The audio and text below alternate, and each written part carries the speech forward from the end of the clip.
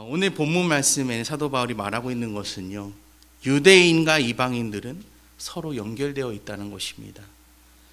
그런데요, 그 당시 유대인들에게는 선민 사상이라는 것이 있었기 때문에 이방인들을 받아들이기란 쉽지가 않았죠.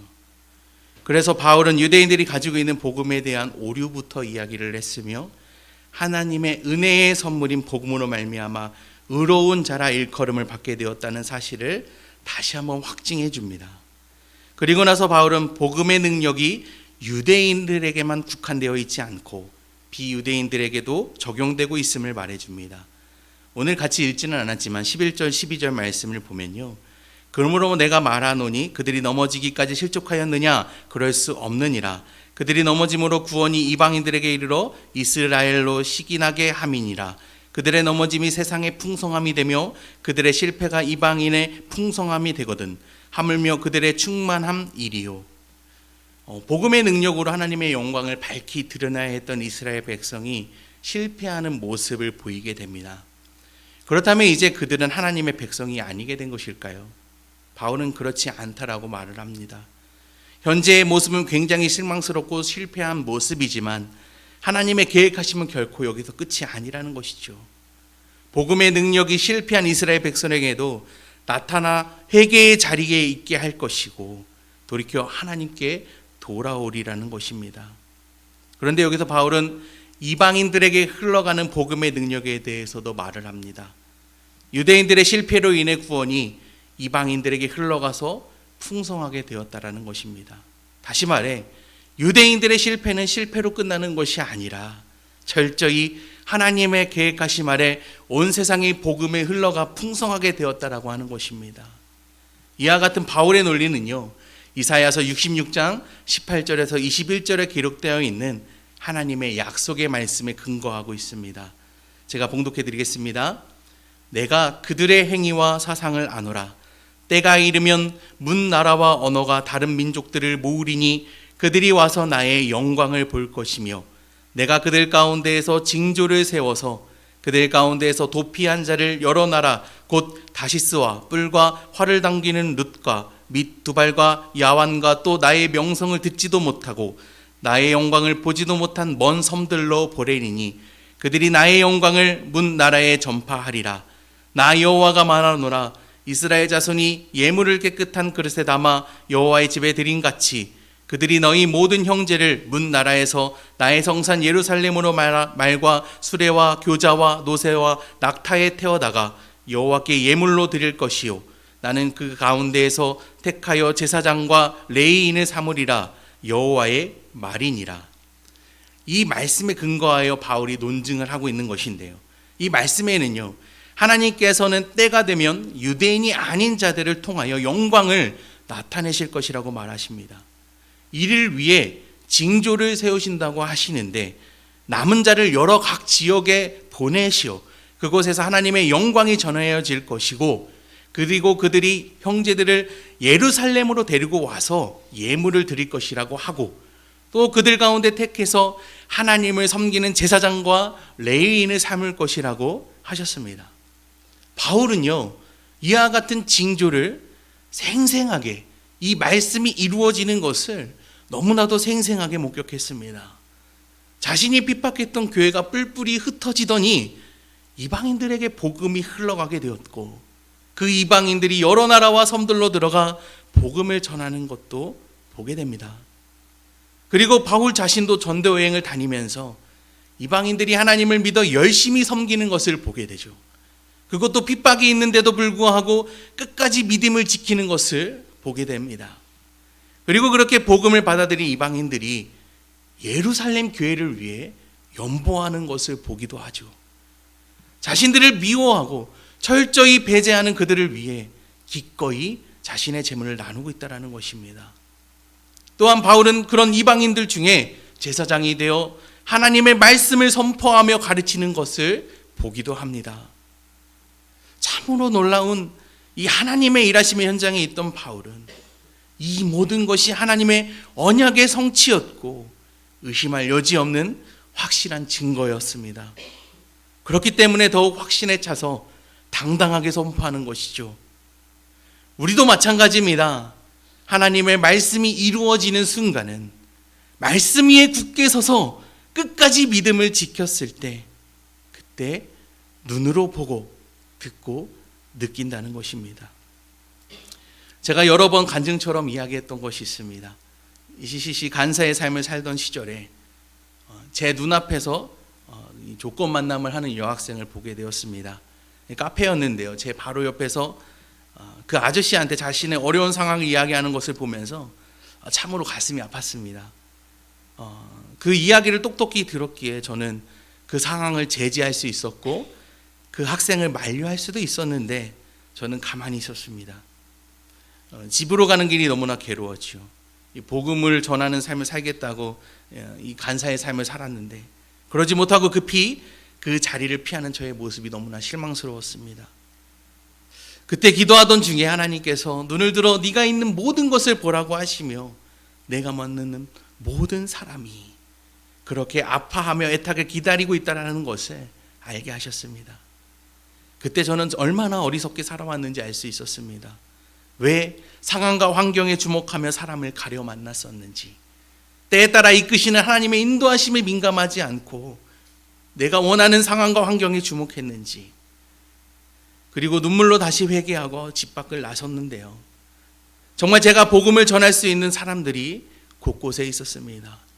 먼저는 저의 집주인이었고 앞집, 옆집, 그리고 동네에서 만난 이웃들, 캠퍼스에서 만나는 수많은 인연들이 그렇게 애타게 하나님의 사랑을 찾고 있다는 것을 알 수가 있었습니다.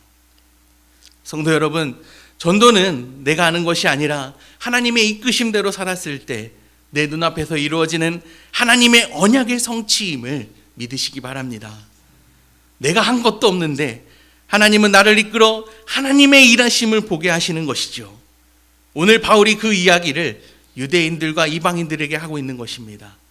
유대인들의 실패가 아닌 것은 그들 또한 사랑하시는 하나님의 은혜 때문이고, 이방인들 또한 자신들의 처지와 환경과 상황에 실망하며 좌절하지 않을 것은 하나님이 그들을 끝까지 붙잡고 계시며 사랑하시기 때문입니다. 바울은 이와 같은 사실 때문에 유대인과 이방인들이 서로 연결되어 있음을 말하는 것입니다. 16절입니다. 제사하는 처음 익은 곡식가루가 거룩한 즉 떡덩이도 그리하고 뿌리가 거룩한 즉 가지도 그러하니라. 이 말씀을 풀어 설명하면 이렇습니다. 첫 열매인 믿는 유대인이 거룩하니 나머지 열매로 만든 믿지 않는 유대인도 거룩해질 것이고, 뿌리 즉 언약의 족장 아브라함, 이삭, 야곱이 거룩하니 가지인 이방인도 언젠가는 거룩한 하나님의 백성이 될 것이다 라는 것입니다. 서로 떨어져 있는 것이 아니라 계속해서 확장되어져 가는 것을 볼 수가 있습니다. 믿음의 역사가 이렇습니다. 하나님의 사랑이 우리의 어떠함으로 땅에 떨어져 없어지는 것이 아니고 하늘의 밀이 땅에 떨어져 뿌리를 내려 온 세상에 퍼져진 것처럼 구원의 역사는 확장되는 것입니다. 또한 17절에서 돌 감람나무와 창 감람나무를 비유로 들어서 설명하는데요. 이 돌 감람나무는 야생에서 자라서 기름이 많지 않고 향기롭지도 않을 뿐더러 열매도 작고 검기 때문에 식용으로 쓰지 못합니다. 이와 반대로 창 감람나무는요, 기름지고 향기롭고 열매도 크고 풍성하죠. 그렇기 때문에 창 감람나무에 돌 감람나무가 접붙임을 받는다는 것은요, 그 전에 가지고 있는 죄의 뿌리를 잘라버리고 오직 복음으로 거룩게 하는 뿌리에 접붙임을 받게 되는 것입니다. 그러나 이 돌 감람나무에도 한 가지 이로운 것이 있는데요, 바로 세균에 강하다는 것입니다. 그래서 돌 감람나무가 창 감람나무에 접붙임됨으로 인하여서 창 감람나무가 더욱 생기가 돋는다는 것입니다. 바울은요, 이 두 나무를 통해 유대인과 이방인들을 향한 하나님의 계획하심을 설명하는 것은 누가 서로 잘났는가 자랑하며 교만하지 않고 겸손히 서로 사랑으로 섬기라는 것을 알게 하려 함이었습니다.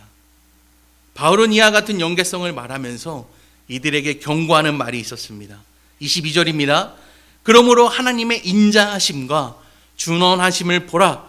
넘어지는 자들에게는 준원하심이 있으니 너희가 만일 하나님의 인자하심에 머물러 있으면 그 인자가 너희에게 있으리라. 그렇지 않으면 너도 지키는 바 되리라. 하나님의 인자하심이야 모두가 바라고 원하는 것입니다. 그리고 또한 하나님은 그러신 분이시고요. 너무나도 선하시고 완전하신 분이시죠. 그러나 기억해야 할 것은 하나님의 준엄하심입니다.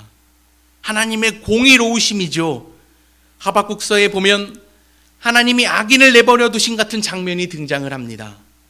하박국이 이스라엘의 그 패역한 상황을 보며 하나님 앞에 왜 가만히 두시는가 부르짖을 때에 하나님의 응답은 외부로부터 압제를 당하게 하는 것이었습니다.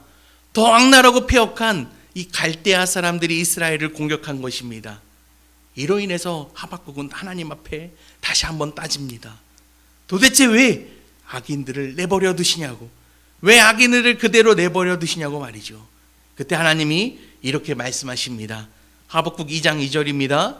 여호와께서 내게 대답하여 이르시되 너는 이 묵시를 기록하여 판에 명백히 새기되 달려가면서도 읽을 수 있게 하라. 이 묵시는 정한 때가 있나니 그 종말이 속히 이르겠고 결코 거짓되지 아니하리라. 비록 더딜지라도 기다리라. 지체되지 않고 반드시 응하리라. 14절입니다. 이는 물이 바다를 덮음같이 여호와의 영광을 인정하는 것이 세상에 가득함이니라. 하나님은 악을 내버려 두시지 않은 분임을 기억하시기 바랍니다.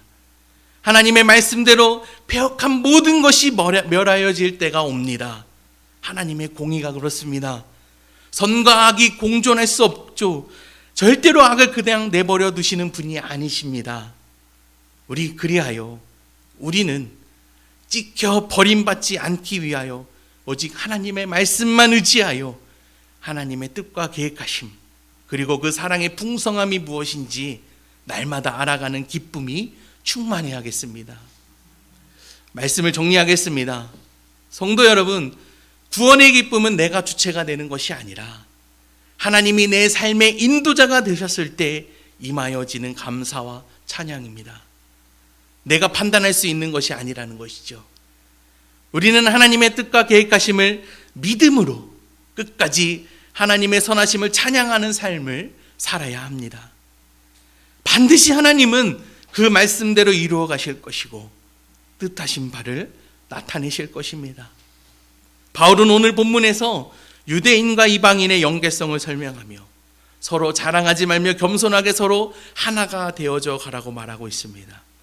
왜냐하면 그들을 하나로 만드시는 능력이 하나님에게 있기 때문입니다. 오늘도 우리에게 하나님은 놀라운 일을 보여주실 것입니다. 너무나 내 삶이 초라해 보이는 것 같아도 결코 그렇지 않은 것은 바로 여기에 있습니다. 하나님은 반드시 우리를 통하여 하나님의 일을 드러내실 것입니다. 오직 하나님의 말씀만을 의지하여서 하나님의 뜻과 계획하심에 감사하며 찬양하는 삶이 되시기를, 또한 한 영혼이 주님께 돌아오는 일에 기이 쓰임 받으시기를 주님의 이름으로 축복합니다. 기도하겠습니다. 하나님의 기쁘신 뜻대로 서로 하나 되어져 가게 하시니 참으로 감사와 찬양을 올려드립니다.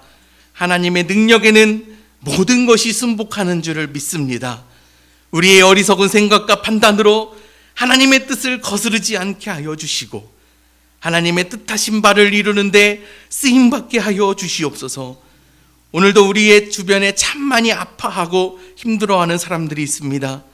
그들을 긍휼히 여기시어 복음을 나눌 수 있게 하시고 그들에게 참 소망이 예수 그리스도임을 알게 하여 주시옵소서. 오늘 하루도 하나님께 맡겨드립니다. 우리의 삶을 통하여 홀로 영광 받아 주시옵소서. 예수님의 이름으로 기도드립니다. 아멘.